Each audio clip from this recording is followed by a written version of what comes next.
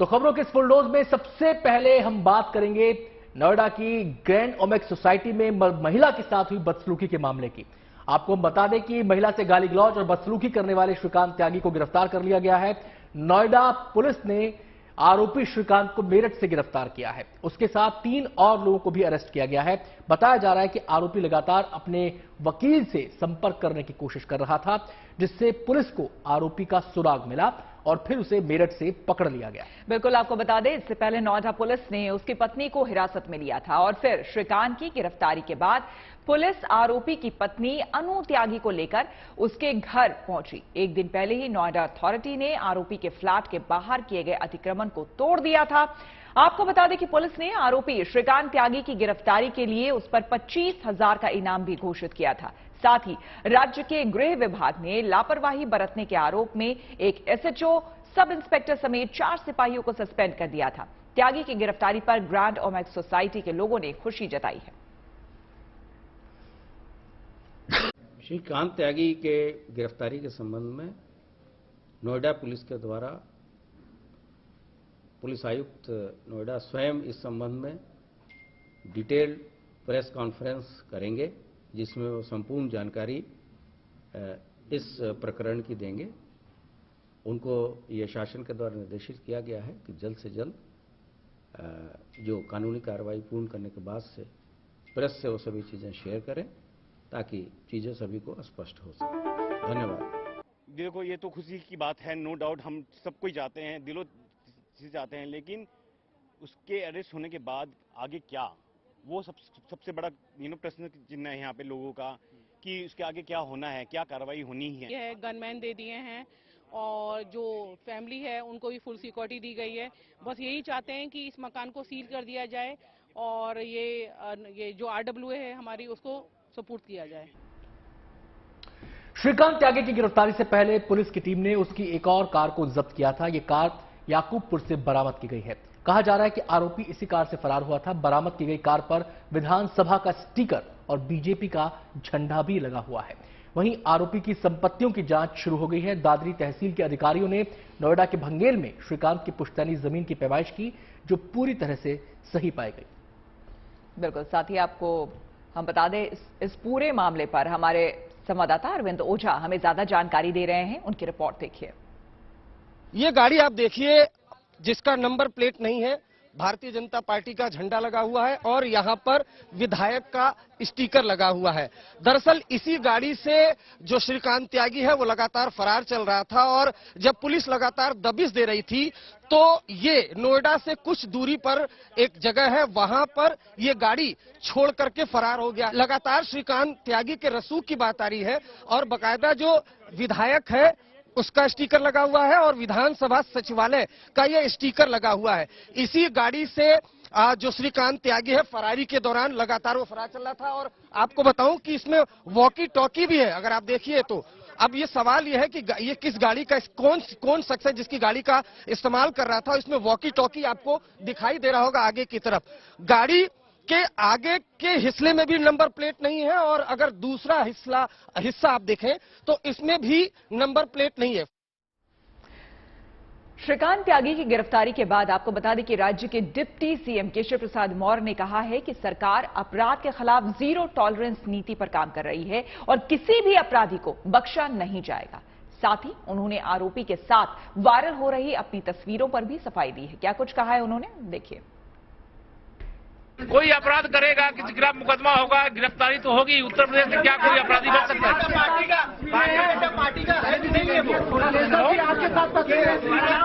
अरे कोई खिंचा लेगा यार, आप भी खिंचा रहे हो तो आप अपना दिखा दो। कल कोई गलती कर तो मेरे नाम थोड़ा थोप दोगे। और अब रुख करेंगे बिहार का, जहां काफी सियासी गहमा गहमी आज सुबह से ही देखी जा रही है। फिर से नीतीश कुमार की पार्टी जेडीयू और बीजेपी के बीच गठबंधन टूट गया है। आज सुबह मुख्यमंत्री आवास पर जेडीयू के सांसदों और विधायकों की अहम बैठक हुई, जिसमें इसकी घोषणा की गई। वहीं दूसरी तरफ आरजेडी, कांग्रेस और लेफ्ट ने नीतीश कुमार को समर्थन देने का ऐलान किया। कांग्रेस की ओर से इस बात का ऐलान किया गया है कि नीतीश कुमार ही महागठबंधन के मुख्यमंत्री होंगे। साथ ही आपको बता दें, खबर यह भी है कि महागठबंधन के साथ सरकार बनाने के लिए जेडीयू और आरजेडी के बीच सब कुछ तय हो गया है। बस इसका औपचारिक ऐलान मात्र होना बाकी है। इस सियासी गहमागहमी के बीच नीतीश कुमार ने राज्यपाल से मुलाकात की और नई सरकार बनाने का दावा पेश किया, जिसके बाद नीतीश ने कुल 160 विधायकों का समर्थन होने का दावा किया है। वहीं जेडीयू और बीजेपी के बीच गठबंधन टूटते ही दोनों ओर से आरोप प्रत्यारोप का दौर भी शुरू हो गया है। जेडीयू नेता नीरज कुमार ने बीजेपी पर जेडीयू को कमजोर करने का आरोप लगाया, जिस पर पलटवार करते हुए बीजेपी ने नीतीश के सुशासन पर ही सवाल उठा दिए।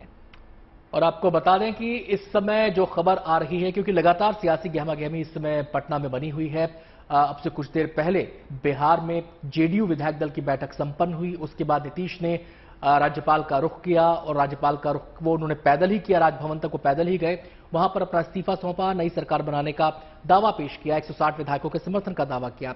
अब नई सरकार का स्वरूप क्या होगा, उसकी शक्ल क्या होगी, उसमें कौन कौन मंत्री होंगे, ये अभी भविष्य में छुपा हुआ है। लेकिन इस बीच जानकारी ये निकलकर सामने आ रही है कि राबड़ी देवी जो हैं आरजेडी नेता और बिहार की पूर्व मुख्यमंत्री लालू प्रसाद यादव की पत्नी राबड़ी देवी से मुलाकात करने के लिए नीतीश कुमार उनके आवास पर पहुंचे हैं। तो हालांकि तस्वीर तो पूरी तरह से साफ ही है कि ये जो नई सरकार बिहार में बनने जा रही है, इसमें सहभागी होंगे जेडीयू, आरजेडी और कांग्रेस, लेकिन अभी इसका औपचारिक ऐलान होना बाकी है। और सियासत में कहा जाता है कि जब तक तस्वीर पूरी तरह साफ नहीं हो जाए, तब तक अंतिम तौर पर, पुख्ता तौर पर कुछ भी कहा नहीं जा सकता। वैसे निगाहें सबकी बीजेपी खेमे पर भी टिकी हैं। क्या बीजेपी कोई कदम उठा सकती है, बीजेपी क्या दांव चल सकती है, इस पर भी सबकी निगाहें टिकी रहेंगी। निगाहें राजभवन पर भी टिकी रहेंगी, क्योंकि ऐसा जब सियासी गहमागहमी होती है, जब ऐसी सियासी उहापोह देखी जाती है, तो उसमें राज्यपाल की भूमिका भी काफी अहम हो जाती है। पार्टी के हाल के दिनों में हुए घटनाक्रम, जिसमें कि एक पूर्व केंद्रीय मंत्री और पूर्व राष्ट्रीय अध्यक्ष ने जो दल को कमजोर करने की भूमिका में निभाई, और उस संबंध में क्या क्या मामले ये तो मीटिंग में तय होगा, लेकिन इतना तय है कि हमारी पार्टी के राष्ट्रीय अध्यक्ष ने कहा है कि हमारे नेता के कद को छोटा करने की कोशिश की गई। अब उसमें और समय आने पर उस साक्ष्य के साथ खुलासा करेंगे। अब वो क्या मामला है, लेकिन इतना तो तय है ना कि माननीय मुख्यमंत्री नीतीश कुमार जी ने इस बिहार में जो काम किया, और काम करने के बाद सीटों की संख्या घट जाना एक बड़े अलायंस के बावजूद, ये तो निश्चित रूप से हम तमाम लोगों के लिए चिंता का विषय था कि आखिर कारण क्या था। और जिस आदमी को विचारधारा कुछ कोई नहीं है, उस आदमी को तो मुर्दा के समान है राजनीति में। हम समझते हैं कि वर्तमान में जो नीतीश कुमार जी मुख्यमंत्री है, बिना विचारधारा का है, बिना पेंदी का लोटा। आज जो विकास पुरुष बने जा रहे हैं, वो केवल बीजेपी का देन है कि बीजेपी के सहयोग से विकास किए हैं, और सुशासन नाम की यहाँ कोई चीज नहीं थी। तो राज्यपाल से मिलने के लिए नीतीश कुमार गए हैं, और इस बीच आपको बता दें थोड़ी ही देर में तेजस्वी यादव और नीतीश कुमार एक प्रेस कॉन्फ्रेंस भी करने वाले हैं, जिसको लेकर गहमागहमी तेज है। महागठबंधन को लेकर क्या कुछ बोलेंगे, समीकरण किस तरह का रहेगा, ये तमाम बातें सामने आएगी। लेकिन इस बीच नीतीश कुमार ने कुछ कहा है, आइए सुनते हैं। कि हम लोगों को एनडीए छोड़ देना चाहिए। जैसे ही एनडीए छोड़ने का निर्णय सबने तो हमने उसी को स्वीकार कर लिया, और आकर के यहाँ जो एनडीए की सरकार में है मुख्यमंत्री थे, हमने मुख्यमंत्री पद से इस्तीफा सौंप दिया। चलिए बिहार के बाद अब बात कर लेते हैं महाराष्ट्र की। महाराष्ट्र में सीएम एकनाथ शिंदे के शपथ ग्रहण के 39 दिन बाद आखिरकार उनके मंत्रियों ने भी शपथ ले ली है। मंत्रिमंडल विस्तार में 50-50 का फॉर्मूला अपनाया गया। दोनों ओर से 9 विधायक मंत्री बनाए गए। सबसे पहले बीजेपी के राधाकृष्ण विखे पाटिल ने मंत्री पद की शपथ ली। उनके बाद बीजेपी के ही सुधीर मुनगंटीवार, चंद्रकांत राधा पाटिल, विजय कुमार गावित और गिरीश महाजन ने शपथ ली। इसके बाद शिंदे गुट के गुलाब राव पाटिल, दादा भूसे, संजय राठौर, सुरेश खाड़े, संदीपन भुमरे ने शपथ ग्रहण की। इन सभी को राज्यपाल भगत सिंह कोश्यारी ने पद और गोपनीयता की शपथ दिलाई। शिंदे की नई टीम में सभी के सभी मंत्री करोड़पति हैं। इसमें सबसे ज्यादा संपत्ति मालाबार हिल्स सीट से बीजेपी विधायक मंगल प्रभात लोढ़ा के पास है। नई शिंदे कैबिनेट में एक मंत्री 10वीं और 5 मंत्री 12वीं पास हैं। इसके अलावा एक इंजीनियर, 7 ग्रेजुएट, 2 पोस्ट ग्रेजुएट और 1 डॉक्टर की उपाधि ले चुके हैं। मंत्रिमंडल का विस्तार आज हुआ है। आज से पूरे फुल फ्लेज लोग काम करेंगे और अपने अपने विभाग की पूरी अच्छी तरह से जिम्मेदारी संभालेंगे और इस राज्य की जनता को लोकाभिमुख जो काम चाहिए वो देंगे और पूरी तरह ये राज्य का सर्वांगीण विकास करने के लिए ये सभी लोग सहयोग करेंगे। और अब बात महाराष्ट्र के मौसम की कर लेते हैं। वहां भारी बरसात का दौर नहीं थम रहा। लगातार हो रही बरसात से राज्य के कई जिलों में हालात बिगड़ रहे हैं। नदियों का जलस्तर भी लगातार बढ़ता जा रहा है। हालात को देखते हुए सरकारी एजेंसियों को राहत कार्य में लगा दिया गया है ताकि जरूरतमंदों तक फौरन मदद पहुंचाई जा सके। महाराष्ट्र में बरसात से बिगड़े हालात से जुड़ी 3 तस्वीरें इस समय आपकी टीवी स्क्रीन पर हैं। पहली तस्वीर अमरावती की है, जहां 48 घंटे से हो रही मूसलाधार बरसात से नदियों ने तबाही मचानी शुरू कर दी है। अमरावती के एक इलाके में ट्रैक्टर सवार 5 लोग तेज बहाव में फंस गए, जिनमें 2 लोग तैरकर बाहर आ गए जबकि 3 लोग बह गए। वहीं एक दूसरे इलाके में एक कार किसी तिनके की तरह तेज बहाव में बह गई। राहत की बात यह रही कि घटना के वक्त कार में कोई सवार नहीं था। वहीं दूसरी तस्वीर मायानगरी मुंबई की आपको हम दिखा रहे हैं, जहां कई इलाकों में पानी भर जाने से आम जनजीवन जो है वो खासा प्रभावित हुआ है। इस बारिश का असर ट्रैफिक पर भी देखने को मिला, तो वहीं ठाणे में भी कमोबेश ऐसे ही हालात दिखाई दिए। सुबह सुबह काम के लिए घरों से निकले लोगों को खासी मुश्किलों का सामना करना पड़ा। मौसम विभाग ने मुंबई, नवी मुंबई, पालघर और रायगढ़ में भारी बारिश को लेकर ऑरेंज अलर्ट जारी किया है, जबकि विदर्भ क्षेत्र के कई हिस्सों के लिए अगले 4 दिन तक भारी से अत्यंत भारी बारिश होने की चेतावनी देते हुए रेड और ऑरेंज अलर्ट जारी किया गया है। और जैसे जैसे 15 अगस्त की तारीख नजदीक आ रही है, वैसे वैसे सियासी दल भी आजादी की 75वीं वर्षगांठ मनाने के लिए तरह तरह के आयोजन कर रहे हैं। इसी कड़ी में आज बीजेपी अध्यक्ष जेपी नड्डा ने हरी झंडी दिखाकर तिरंगा रैली को रवाना किया। प्रधानमंत्री की अपील के बाद बीजेपी 11 से 13 अगस्त हर घर तिरंगा अभियान मनाएगी। बीजेपी शासित राज्यों में इसे लेकर जोर शोर से तैयारियां चल रही हैं। उधर कांग्रेस की ओर से तिरंगा पदयात्रा की शुरुआत कर दी गई है। देश के अलग अलग हिस्सों में कांग्रेस से जुड़े लोग हाथों में तिरंगा लेकर 75 किलोमीटर की पदयात्रा कर रहे हैं। इस कार्यक्रम से जुड़ी एक तस्वीर राजस्थान से सामने आई है। वहां फतेहपुर शेखावटी में कांग्रेस विधायक की अगुवाई में पदयात्रा की शुरुआत हुई। इस पदयात्रा के दौरान देशभक्ति गीत भी गाए गए और स्वतंत्रता संग्राम सेनानियों का सम्मान भी किया गया।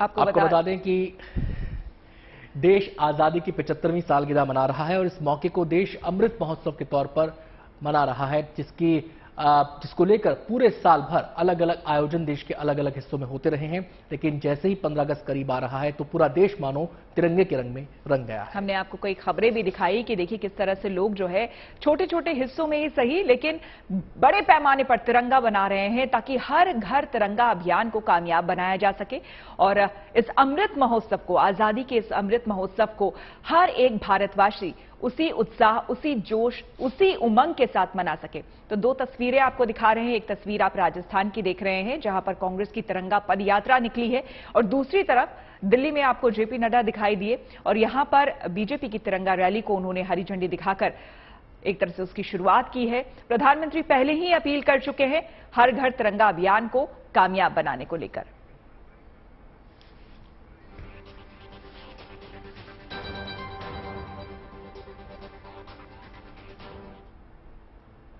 तो आजादी की 75वीं वर्षगांठ के मौके पर देश के अलग अलग हिस्सों में तरह तरह के कार्यक्रमों का आयोजन हो रहा है, लेकिन कुछ लोगों ने इस 75वीं वर्षगांठ को खास बनाने के लिए अनोखा तरीका अपनाया। लखनऊ में एक दुकानदार ने तिरंगे के रंग में रंगी मिठाइयां तैयार की हैं।